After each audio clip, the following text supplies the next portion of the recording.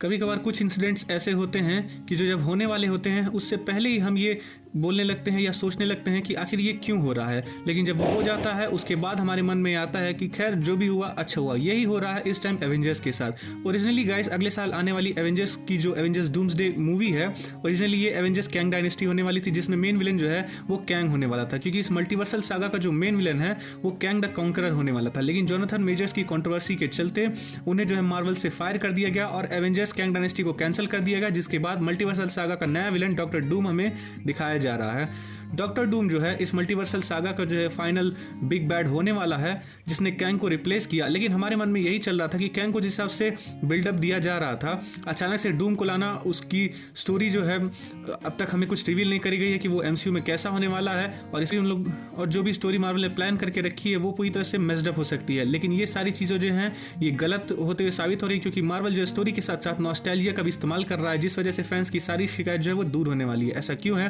क्योंकि हाल ही में आए एवेंजर्स डूम्सडे के लीक्स में हमने देखा है कि क्रिस इवांस जो है वो अपने कैप्टन अमेरिका के रोल में वापस रिटर्न करते हुए देखने को मिल रहा है। एवेंजर्स एंड गेम में कैप्टन अमेरिका को जब हमने लास्ट टाइम देखा था तो वो टाइम में पीछे जाते हैं, जिसके बाद वो वहीं पर रहकर पैगी के साथ अपनी पूरी लाइफ बिताने का डिसीजन लेते हैं, और ये स्टोरी जो है हमें बिल्कुल वहीं से कंटिन्यू होते हुए देखने को मिलेगी जहां पर कैप्टन ने टाइम ट्रैवल स्टार्ट किया था। इस लीक में हम ये बात साफ साफ देख सकते हैं कि किस तरह कैप्टन जो है अभी भी अपने टाइम में पीछे रहकर पैगी के साथ अपना टाइम स्पेंड कर रहे हैं।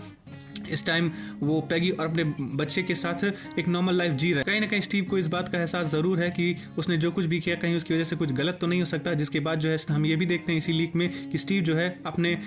पुराने सूट को, या यूँ कहूँ फ्यूचर में जिस सूट को उसने एंड गेम के टाइम पर पहना था उस सूट को दोबारा से देखता है, पुरानी यादों को याद करता है, फिर उस सूट को वापस से रख देता है। इन क्लिप्स को, उन लीक्स को मैं यहाँ नहीं दिखा सकता, क्योंकि मार्वल जो है वो लीक्स को लेकर बहुत ज़्यादा सीरियस होते हैं। वो चैनल्स को ही सीधा टेक डाउन कर देते हैं वीडियो के बजाय, वो सीधा स्ट्राइक मार देते हैं। वीडियो डिलीट हो या चैनल डिलीट होने से कोई फर्क नहीं पड़ता, इसलिए मैं क्लिप्स नहीं दिखा रहा हूँ। आप चाहे उनसे रिलेटेड यहाँ पर इन्फॉर्मेशन आपको दे रहा हूँ, तो ये मत सोचने लगिए कि आखिर वो क्लिप्स यहाँ पर मैं क्यों नहीं दिखा रहा हूँ, सिर्फ एक्सप्लेन क्यों कर रहा हूँ, क्योंकि मुझे मेरा चैनल बहुत प्यारा है, मैं इसे कुछ नहीं होने देना चाहता। तो खैर इस वीडियो में हम आगे बढ़ते हैं। गाइज मार्वल जो है ये बात अच्छे से जानता है कि क्रिस इवांस का कैप्टन अमेरिका जो है वो लोगों को कितना ज़्यादा पसंद है, और साथ ही साथ ओरिजिनल एवेंजर्स। इस वजह से शायद जोनाथन मेजर्स के साथ जो भी कंट्रोवर्सी हुई, जिसके बाद उन्होंने जो इमीडिएटली अपने प्लान्स चेंज करें, उसमें जो थोड़ी बहुत लूप होल्स रह जा रहे हैं, या फिर ये शुरू से उनका प्लान था कि पुराने एवेंजर्स को वापस लाना, क्योंकि मल्टीवर्स है तो कुछ भी हो सकता है, तो इस वजह से वो पुराने एवेंजर्स को वापस ला रहे हैं। क्योंकि थॉर मरा नहीं था, आयरन मैन यानी कि रॉबर्ट डानी जूनियर जो है वो डॉक्टर डूम के रोल में रिटर्न कर रहे हैं, और अब खाली ओरिजिनल ट्रायो में रह जा रहे थे तो क्रिस इवांस, और क्रिस इवांस भी अब वापस आ चुके हैं। हालांकि एक बहुत बड़ी